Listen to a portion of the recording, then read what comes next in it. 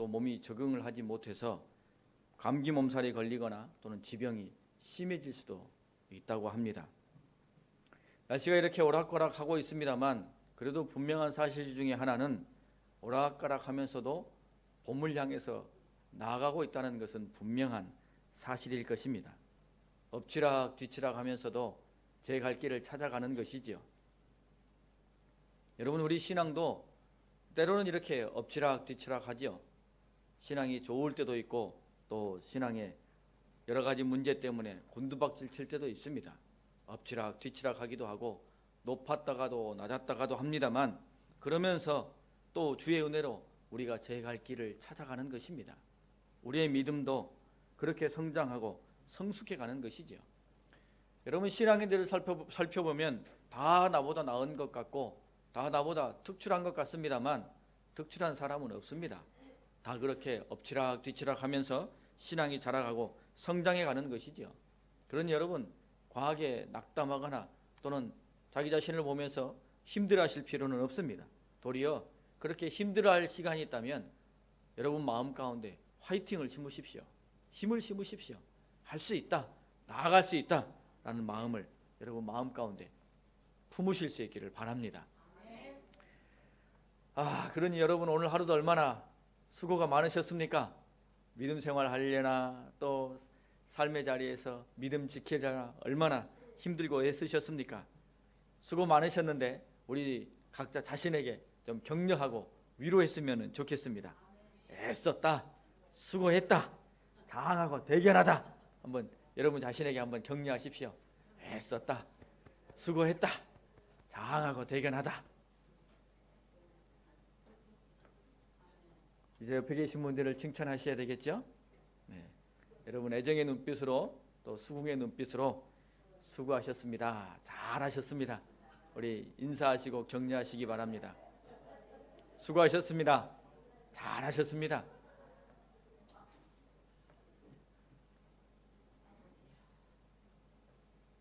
네, 사도행전 10장의 말씀이 맞죠?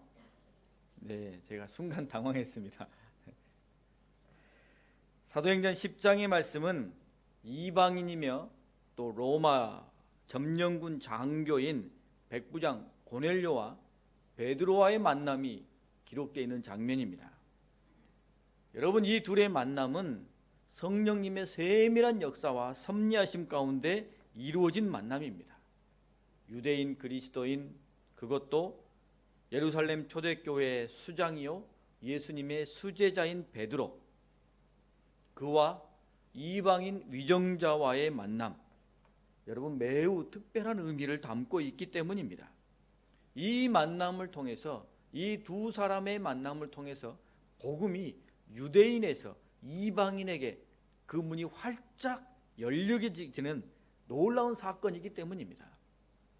예루살렘에 박해가 일어나서 수많은 사람들이, 성도들이 인근 각지로 다 뿔뿔이 흩어지지 않았습니까?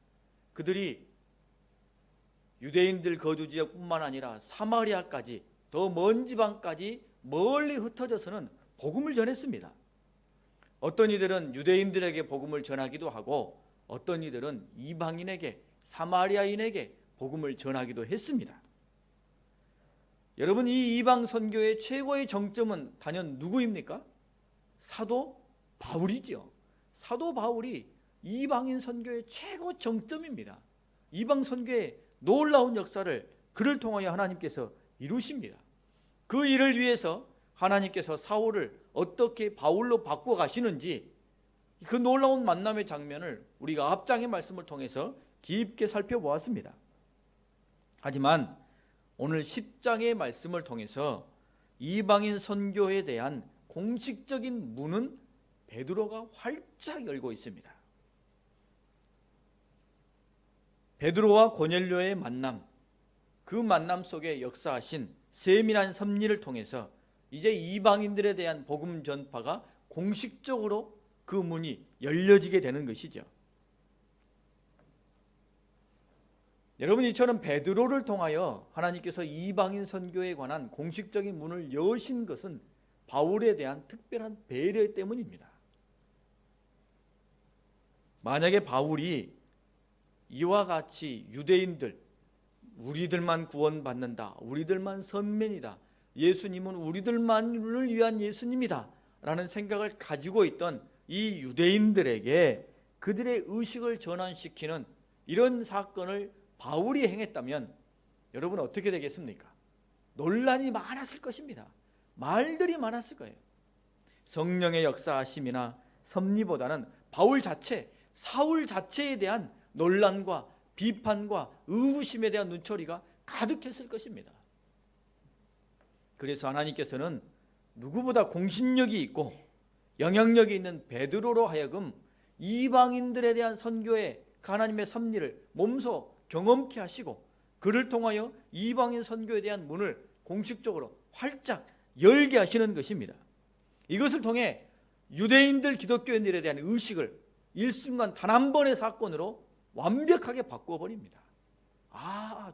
주의 수제자 베드로가, 주의 제자 베드로가, 우리의 지도자 베드로가 하나님께로부터 특별한 환상과 계시를 통해 사명을 가지고 이방인을 향하여 복음을 전파하고 그것이 공식적으로 열려졌다라는 것을 보고 듣게 된 것이죠.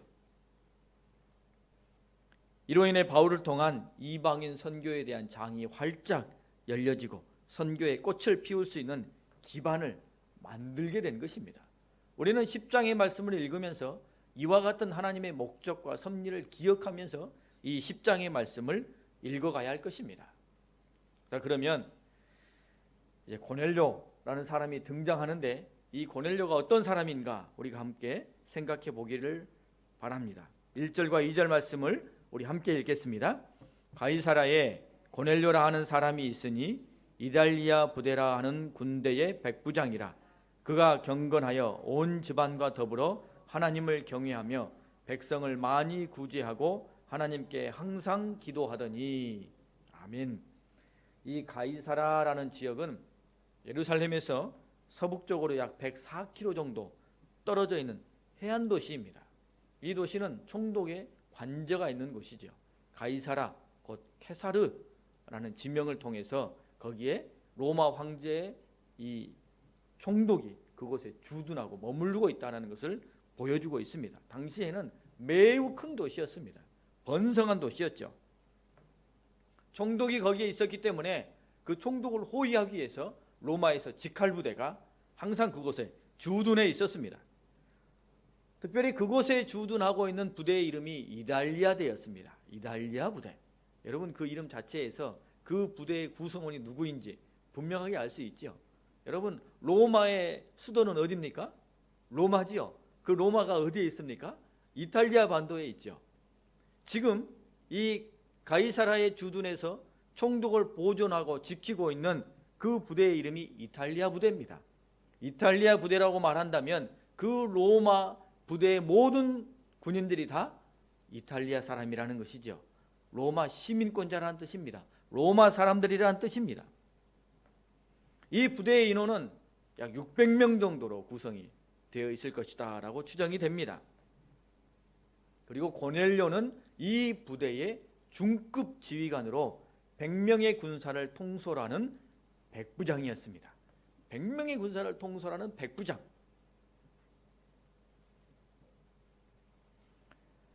그런데 이 고넬료가 성경 말씀에 보게 되면 하나님을 경외하는 사람이었다라고 말합니다. 하나님을 경외하는 사람이었다. 여러분, 이 고넬료가 이방 사람 아닙니까? 이방 사람인데 그는 여호와를 충성되이 경건하게 섬기는 사람이었습니다. 당시에 이방인 중에 유대교로 개종하는 사람들도 있었고 개종까지는 하지 아니하였지만 심정적으로 유대교를 열심히 믿고 섬기고 하나님을 따르는 그런 사람들도 있었습니다. 아마도 고넬료는 유대교로 개종했다기보다는 심정적으로 그 마음의 중심으로 하나님을 모시고 경건하게 살아가는 그런 사람이었을 것입니다. 그런데 이 고넬료가 자기만 하나님을 섬긴 것이 아니었어요. 우리가 읽은 말씀에 보게 되면 온 가족이 온 집안과 더불어 하나님을 경외했다라고 기록하고 있습니다. 자기 혼자만이 아니라 온 가족과 더불어 하나님을 섬겼으며 백성들을 구제하고 돌보았으며 또 정한 시간에 기도하며 경건의 모양과 훈련을 충실하게 했던 인물이다라고 평가하고 표현하고 있습니다. 정통 유대인도 아니고 또 유대교로 완전히 개종한 사람도 아니었습니다만 당시 이 고넬료는 유대 사회에서 매우 꽤 유명하게 알려진 사람이었음이 틀림없을 것입니다. 많은 유대인들이 그를 존경하고 그의 돌봄을 받았을 것입니다. 그는 자신이 처한 위치와 신분에서 자신이 할 수 있는 것 이상으로 하나님을 섬겼던 것입니다. 자신이 처해 있는 위치와 신분, 그 여러 가지 제한된 환경 속에서 그가 할 수 있는 것만큼 최선을 다해서 하나님을 섬기는 그런 사람이었다는 것이죠. 그래서 유대인들에게 그는 경건한 사람이다. 그의 온 집안과 더불어 하나님을 경외하는 사람이다. 그는 시간을 정하여 하나님께 기도하는 사람이다. 라는 평가를 듣고 있는 것입니다. 여러분, 우리는 고넬료와 비교한다면 우리의 신앙생활, 우리의 신앙의 수준은 어느 정도라고 여러분 생각하십니까? 여러분은 도드라진 신앙인이십니까? 아니면 다른 사람의 뒤를 쫓아가는 신앙인이십니까? 그도 안 된다고 다른 사람에게 짐만 지우는 신앙인이십니까? 여러분의 신앙을 한번 생각해 보시기 바랍니다. 물론 신앙인들은 서로 이렇게 짐을 지우기도 하고 짐을 같이 나눠지기도 하는 그런 관계입니다. 이 세상에서는 한번 맺어진 관계, 상하 관계나 앞뒤의 관계가 한번 정해지면 대개 그렇게 가게 됩니다만 신앙인은 그렇지 않죠. 먼저 믿었다 할지라도 새신자들에게 도전받기도 하고 은혜 받을 때도 있습니다. 그렇기 때문에 항상 고정적인 관계는 아닙니다.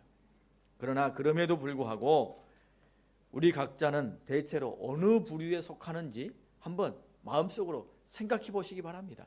나는 도드라진 신앙인이다. 나는 남의 뒤를 졸졸 따라가는 신앙인이다. 나는 남에게 짐만 지우는 신앙인이다. 여러분 어떠신 것 같습니까? 여러분 각자 나름대로 우리는 이 세상에서 이루고자 하는 꿈과 목표가 분명하게 있습니다.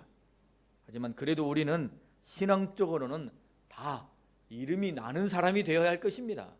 도드러진 사람이 되어야 할 것입니다. 세상 사람들에게도 존경받고 같은 신앙인에게도 인정받고 하나님께 칭찬 듣는 그런 신앙인이 되어야 할 것입니다. 세상에서는 1등이 있고 2등이 있고 3등이 있고 꼴등이 있습니다. 하지만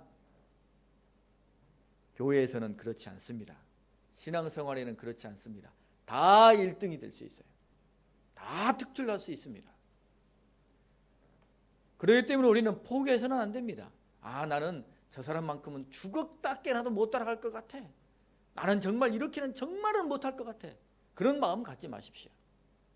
각자의 신앙의 모양이 다르고 또 신앙에 잘하는 부분도 섬김을 잘하는 부분도 다 다릅니다만 그러나 하나님 앞에서 다 특출난 신앙인은 되어야 합니다. 다 1등이 돼야 돼요. 여러분 나는 그냥 2등만 해도 좋게 이런 마음 갖지 마십시오. 세상에서는 그래도 됩니다. 1등 한 명만 하면 되지 굳이 나까지 1등 해야 되나 그런 마음 가지셔도 돼요. 하지만 신앙에서는 2등 하려는 생각하지 마십시오. 꼴등 하려고도 하지 마시고 1등 하십시오. 왜냐하면 다 1등 할 수 있거든요. 다 1등 할 수 있습니다. 그러니 뒤처지지 마십시오. 포기하지 마시고 주저하지 마시고 뒤로 물러서지도 마십시오. 하나님께 내어 맡기세요. 하나님을 바라보십시오. 그러면 하나님이 우리를 1등이라고 여겨주십니다. 너 1등이다. 너 1등 맞아! 라고 하나님이 인정해 주셔요. 요즘 한참 뜨고 있는 광고 있지 않습니까? 배우 이름은 제가 잘 생각이 안 나는데 여자 배우 이름은 생각이 나네요. 전지현인 것 같은데 맞나요? 아무튼 잘생겼다 잘생겼다 이 광고 카피 여러분 기억나십니까? 무슨 의미입니까 그게? 얼굴이 잘생겼단 말입니까? 아니죠. 아니죠. 잘생겨났다라는 말입니다. 잘생겨났다. 이를테면 옛날에 농약 없을 때는 그 참 풀로 다 이렇게 김매고 뽑았지 않습니까? 근데 농약 제초제가 생기고 나니까 농사짓기가 편해졌습니다. 그때 이 농부들이 뭐라고 말했어요? 야, 이 농약 참 누가 만들었는지 잘 만들었다. 정말 좋다. 그렇게 말하지 않았습니까? 그 말입니다. 잘생겼다는 말이 그런 뜻이에요. 너 있어서 참 좋다. 잘 생겨났다. 잘 태어났다. 있어서 좋다. 고맙다. 그런 뜻이죠. 여러분, 우리 서로에게도 그런 존재가 되실 수 있기를 바랍니다. 옆에 사람 보면서 당신 참 잘생겼다. 당신 정말 잘생겼다. 그런 칭찬, 그런 칭송을 받는 그런 사람이 되어야 할 것입니다. 자, 고넬료가 그런 사람이었죠. 모든 유대인들과 많은 사람들이 그를 생각하며 야, 이 고넬료는 대단한 사람이다. 하나님을 경외하고 그리고 그의 온 가족들이 하나님을 잘 섬기고 그리고 하나님께 칭송받고 사람들에게 인정받는 그런 고넬료가 됐어요. 놀라운 인물이죠. 대단한 사람입니다. 근데 이 고넬료와 같은 사람이 다 우리도 될 수 있다는 거예요. 네, 포기하고 이 고넬료 저 멀리 있는 사람을 생각하고 성경을 읽으시면 안 됩니다. 나도 될 수 있기 때문에 하나님이 나에게 지금 도전으로 이 고넬료를 보여주시는 것입니다. 고넬료가 그렇게 열심히 하나님을 섬겼더니 어떤 일이 일어났습니까? 3절 말씀입니다. 3절 말씀에 함께 읽습니다. 하루는 제9시쯤 되어 환상 중에 밝히 봄에 하나님의 사자가 들어와 이르되 고넬료야 하니 아멘. 여러분이 고넬료에게 누가 찾아왔어요? 하나님의 사자가 찾아왔습니다. 하나님의 사자가 고넬료에게 찾아와서는 고넬료야라고 부릅니다. 여러분, 가슴이 벅차오르지 않습니까? 하나님이 우리 각자에게 찾아와서 여러분의 이름을 부릅니다. 아무개야. 여러분 놀랍지 않습니까? 대개 보면 우리는 어떻게 신앙생활해요?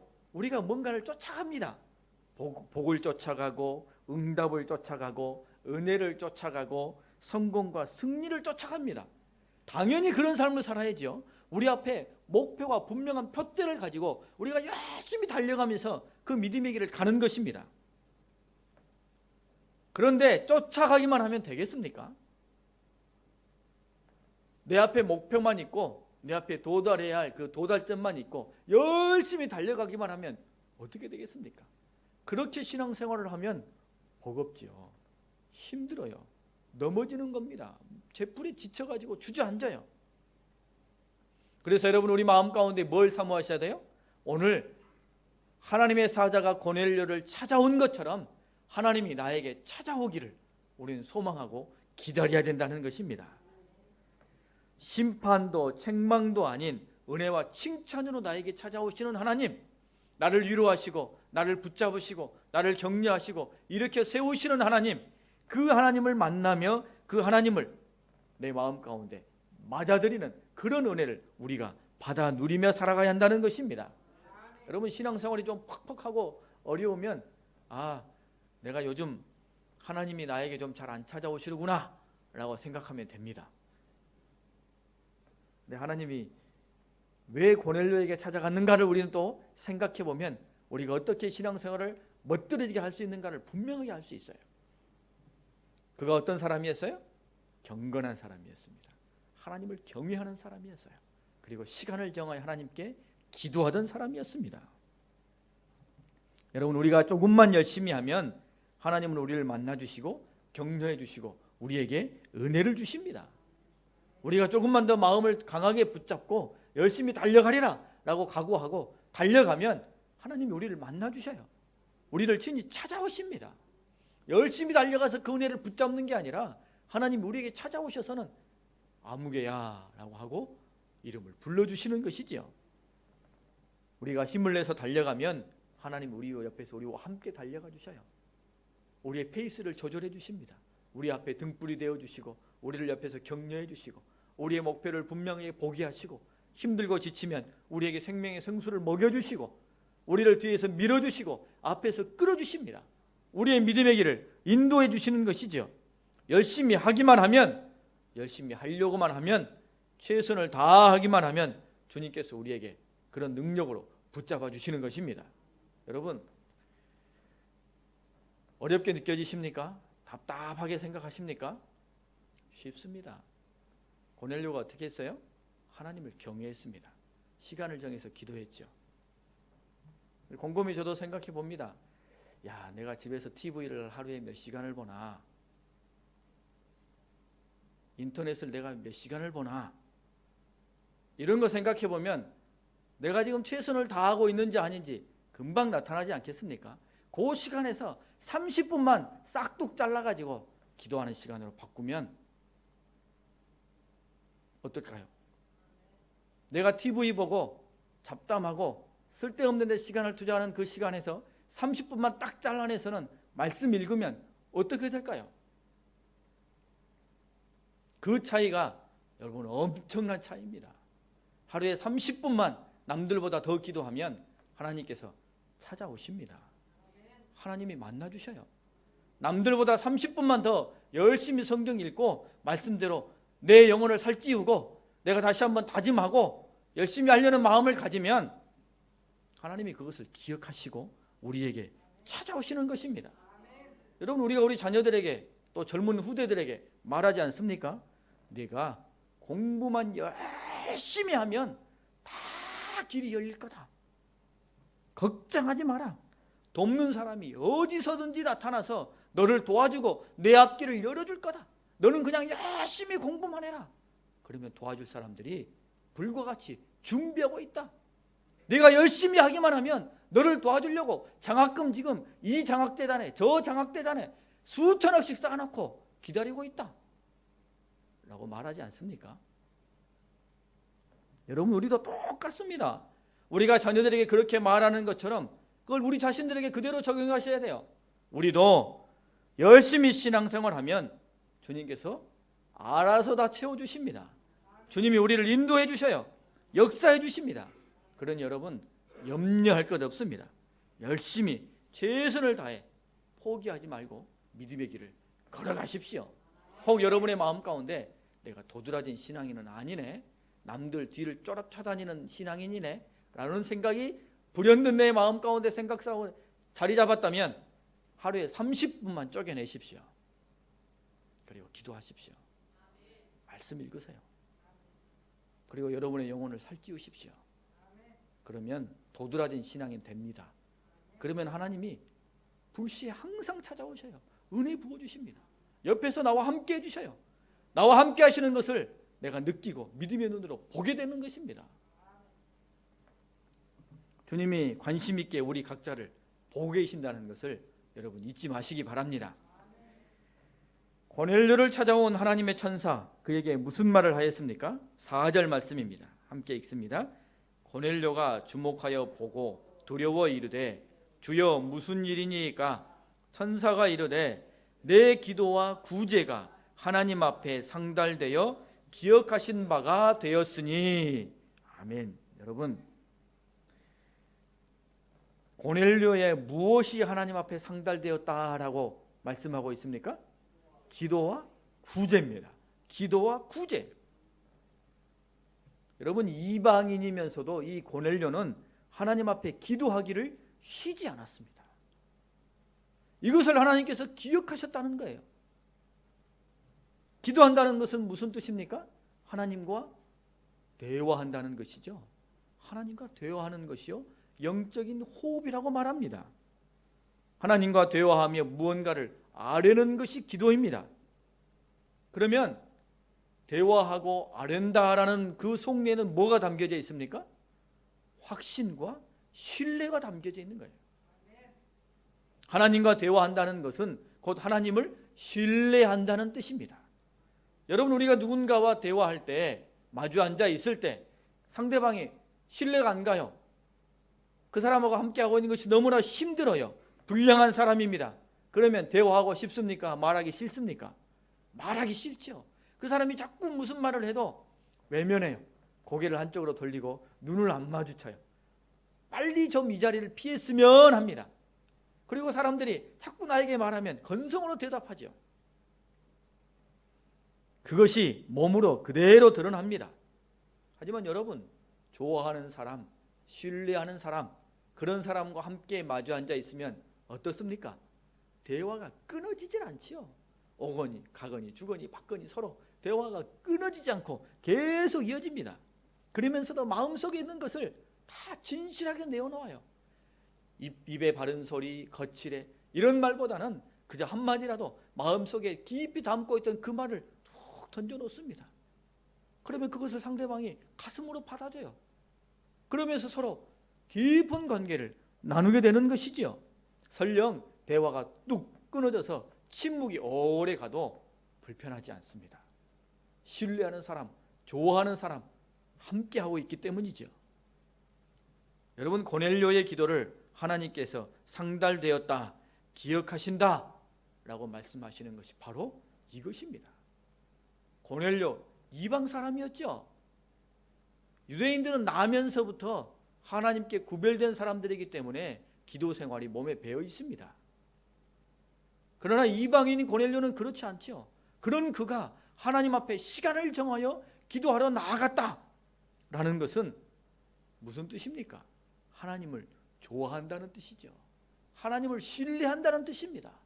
하나님 앞에 나아가 진실한 대화를 주거니 받거니 나눌 수 있을 만큼 하나님을 바라보고 하나님 앞에 집중해 있다라는 뜻이죠. 그래서 하나님께서 고넬료의 기도를 기억하신다라고 말씀하시는 거예요.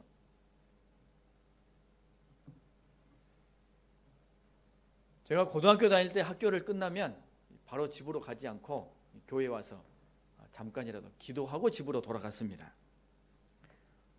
누가 시켜서 그렇게 했겠습니까? 교회 와서 기도하고 가면 누가 떡을 줘서 그렇게 했겠습니까? 그냥 좋아서 그런 거죠. 기도하고 싶어서 그런 거죠. 교회가 좋아서 그런 것이죠. 그냥 제가 좋아서 그런 것입니다. 여러분, 우리는 지금 사순절 기간을 보내고 있습니다. 여전도회에서 사순절 기간 동안 릴레이 기도하고 있습니다. 본인들이 마음을 모으고 뜻을 모으셔서 하나님 앞에 결단하고 릴레이 기도회를 이어가고 있습니다. 제가 오늘 아침에 릴레이 기도표를 안 보려다가 그래도 너무 또 그러면 안 될 것 같아서 한번 살짝 떠들어 봤더니 한 번 더 펑크가 안 나고 지금 잘 가고 있습니다. 너무 감사하고 또 기쁜 일입니다. 여러분, 근데 기도는 억지로는 절대 못하는 겁니다. 기도는 정말로 억지로는 못해요. 그리고 속일 수도 없습니다. 속일 수도 없어요. 왜냐하면 하나님이 보고 계시기 때문이에요. 그 기도는 하나님 앞에 하는 것이기 때문입니다. 그래서 억지로 하는 것인지 정말로 가짜라는 것인지 하나님은 분명히 알죠. 나는 속일 수 있죠. 다른 사람은 속일 수 있어요. 근데 하나님은 속일 수 없어요. 이게 굉장히 어려운 문제입니다. 그래서 하나님을 신뢰해서 기도하는지, 좋아해서 기도하는지, 잘 섬기려고 기도하는지 하나님은 척 보면 아신다는 것입니다. 그래서 기도 생활을 열심히 하시고 기도 생활을 꾸준히 하시는 분은 그 기도가 심령 가운데 담겨져 있습니다. 예전에 우리 한국전쟁 때 이 군인 한 사람이 이 부대 바깥으로 살짝 이렇게 빠져나왔습니다. 보초가 그 군인을 잡았어요. 너 탈영하는 거지? 너 탈영하는 거지? 하고 그 자리에서 잡았습니다. 그랬더니 이 밖으로 빠져나온 사람이 아닙니다. 나 기도하려고 잠깐 나온 겁니다. 나 기도하려고 잠깐 나온 겁니다. 라고 손사래를 쳤어요. 그랬더니 이 보초가 금방 그냥 그 자리에서 사살해서 죽이지 않고 그래? 그러면 너 한번 기도해봐. 네가 기도하러 나왔다니까 한번 기도해봐. 라고 했더니 이 사람이 그 자리에 털썩 주저앉아서는 평소에 기도했던 것처럼 술술술 기도의 순서대로 따라 기도를 쭉 했답니다. 그랬더니 이 사람이 듣고는 아 그래 너 기도하러 나온 거 맞구나 하고 살려줬다는 아주 유명한 일화가 있습니다. 진짜인지 아닌지 모르겠습니다만 기도 생활은 그렇게 하는 것입니다. 기도는 그렇게 하는 것입니다.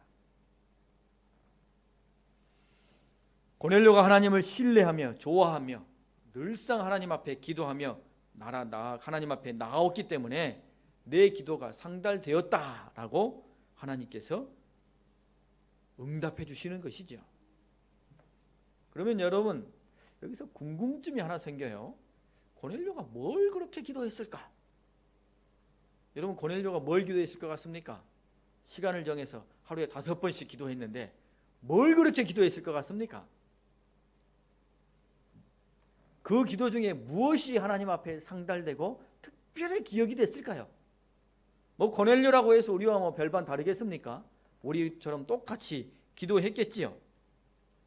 자녀를 위해서, 또 건강을 위해서, 하는 일들의 여러 가지 난제를 위해서 뭐 그렇게 기도했을 것입니다. 하나님의 은혜를 구하고 도우심을 요청하며 그렇게 기도했을 것입니다. 그런데 여러분, 하나님의 천사가 고넬료에게 찾아와서 그에게 베풀어 주시는 구체적인 은혜의 내용을 보게 되면 고넬료가 뭘 위해서 기도했고 하나님이 무슨 기도를 분명하게 들으셨는지를 알 수 있습니다. 여러분, 천사가 와가지고 뭘 베풀어 줬어요? 고넬료로 하여금 베드로를 만나 주 예수 그리스도의 복음을 듣게 하고 성령을 받게 하고 세례를 받게 합니다. 자, 그러면 고넬료가 뭐 기도한 거겠어요? 하나님 잘 섬기는 사람 되게 해주십시오. 하나님 잘 믿는 사람 되게 해주십시오. 신앙생활 제대로 하는 하나님의 백성 되게 해주십시오. 그가 그렇게 기도했을 것입니다. 그의 많은 기도 제목들 중에 이 기도 제목이 항상 들어가 있었을 거예요. 그의 육체적인 필요, 건강의 필요, 인간관계의 필요, 또는 직무상의 필요, 여러 가지 필요를 놓고 그가 하나님 앞에 간구했을 뿐만 아니라 그의 기도 속에는 하나님을 잘 섬기는 당신의 백성이 되게 해주십시오. 신앙생활 잘하는 사람이 되게 해주십시오. 참된 하나님의 백성이 되어 바른 믿음의 길을 걷게 해주십시오 라는 이 신앙에 관한 기도가 그의 기도 가운데 담겨져 있었다라는 것이죠. 그래서 하나님께서 그 기도를 들으시고, 그래, 네 기도대로 참된 믿음의 길을 걷게 해줄게, 내 기도대로 참된 하나님의 사람이 되게 해줄게 하고는 천사를 보내서 베드로를 만나게 하고 복음을 듣고 세례를 받고 성령을 받게 하는 놀라운 응답을 그에게 베풀어 주신 것입니다. 여러분, 우리도 늘 기도해야 합니다.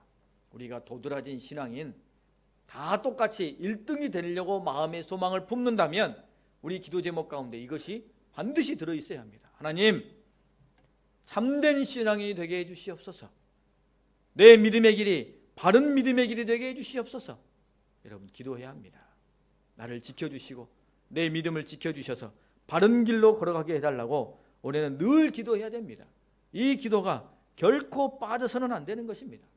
복 주십시오, 문제를 풀어주시옵소서, 은혜 베풀어 주십시오. 이 기도하는 것, 그 기도 제목 속에 내 믿음에 관한, 내 신앙에 관한 기도의 제목도 반드시 들어가 있어야 한다는 것입니다.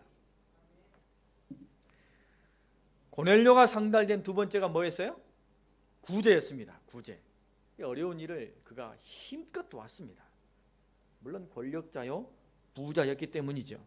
하지만 실상은 사랑이 많은 사람이기 때문입니다. 사람에게 관심이 있기 때문이죠. 그래서 남을 구제하고 돕는 일에 그가 헌신할 수 있었던 것입니다. 그런데 여러분, 이 구제, 선을 행하는 것은 굳이 하나님의 사람이 아니어도 누구나 할 수 있는 일 아닙니까?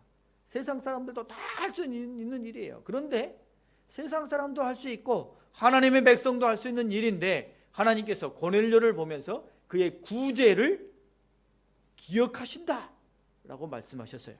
무슨 이 말씀이겠습니까? 하나님께서 고넬료의 구제를 기쁨으로 받으신 이유가 무엇이겠습니까? 그것은 여러분, 고넬료의 구제가 하나님을 향한 사랑의 표현이기 때문입니다. 그가 누구에게 구제를 베풀어 줬어요? 자기 백성뿐만 아니라 자신이 통치하고 지배하고 있는 그 땅의 사람들을 위해서 구제를 베풀었어요. 그 땅의 사람들을 위해서 자신의 재물을 내어놓았습니다. 잘 생각해 보십시오. 자기 이름을 내기 위해서, 통치를 효과적으로 잘하기 위해서, 혹은 억지나 인색함으로 구제를 행하였다면 누가 제일 먼저 알아요? 하나님이 제일 먼저 아시죠. 그런 마음으로 했다면 하나님이 아시기 때문에 하나님께서 그것으로 그를 인정하시겠습니까? 인정하지 않지요. 그런데도 그가 구제로 인정을 받았다라는 것은 그 구제가 하나님을 향한 사랑의 표현이기 때문입니다. 하나님을 향한 사랑의 마음이 백성들을 향한 구제로 드러났기 때문입니다. 여러분, 그래서 주님께서도 내 오른손이 하는 일을 왼손이 모르게 하라 라고 말씀하셨어요. 오른손이 하는 일을 왼손이 모르게 하라 라고 말씀하셨습니다. 여러분, 이 말씀이 무슨 뜻입니까? 율법입니까? 이 말씀이 규례입니까? 아니죠. 꼭 반드시 목숨을 걸고라도 오른손이 하는 일을 왼손이 모르게 해야 할 그런 규범입니까? 아닙니다. 오른손이 하는 일을 왼손이 모르게 하라라는 말은 누가 한다는 뜻이에요? 하나님만이 아신다는 뜻이에요. 하나님은 아신다는 뜻입니다. 하나님은 아신다. 하나님이 아시면 결국 누가 알게 돼요? 왼손도 알게 됩니다. 하나님이 아시면 왼손도 알게 돼요. 여기에 사랑의 법칙이 있습니다. 여러분, 제가 구제를 행했습니다. 누군가를 도와주었어요.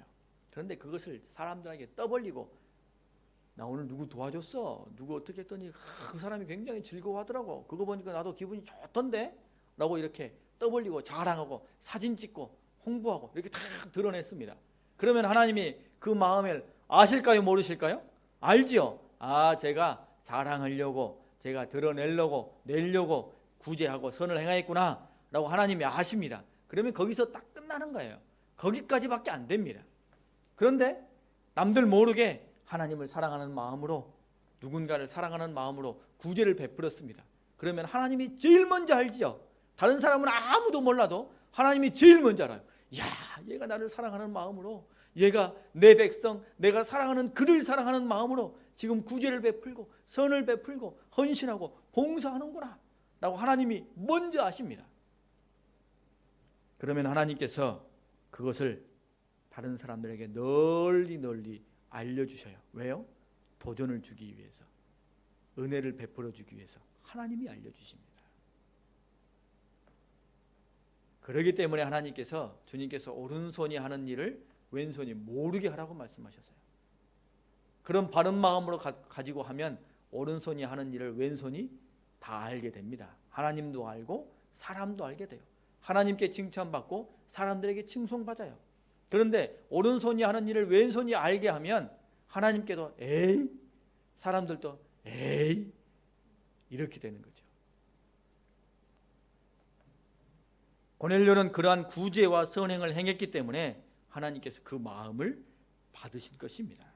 그래서 내가 너를 안다, 내가 너를 안다 라고 말씀하시는 것입니다.